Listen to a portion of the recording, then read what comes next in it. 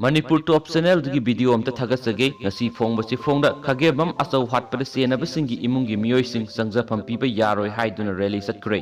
ngasi numitang pung 8 makhairom tarakpadagi hauraduna Bisnupur district ki Kumbi police station gi manung sanba Kumbi sector mayai laikai gi miyamna laikai sigi khagembam asaubu hatkiba thoudok ta senaba miyoi singi imungi miyoi sing laikai asida sanghanba yaroi haibagi demand rally satkre hari laikai sigi nupi singna namna saruk yaduna satkiba rally asida sawrakna miyoi sama romna saruk yakhi aduga laikai asigi akoibada numidangi pung 8 helakpa fawbur satkibani hari rally asida saruk yakiba laikhidraba KS asaugi masin manau thokpa miyoi amana phongdorakibada numit kharani gi mamangdagi thoudok asida senabadagi police na faraga jela thamlakliba miyoi mangagi imungi miyoi sing makhoi yum sing mai thadokraba inkhol asida sanglaktuna lairani haiba wahaudagi ngasi numidang laikai gi miyamna rally asi satkhibani hairi miyamna rally asi satringai gi mamangda su miyoi sing adubu sangjafam pirambani haiba laikai asigi miyoi kharada makhoi bu sangjafam pidana ba haiki hairi panba yabadi khagembam asau sahi nifuga nithoi apokpa KS ningthauremba August 3 ki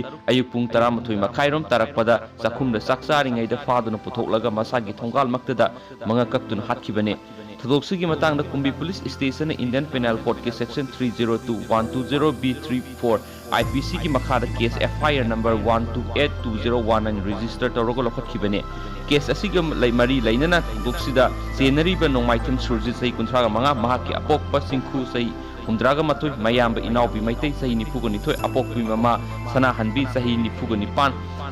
amasung surjit masagi loinabi singkhai nganbi sai 35 faduna hojik fawbra judicial custody da thamlakti bane yam pabra sakbi yaw singapigani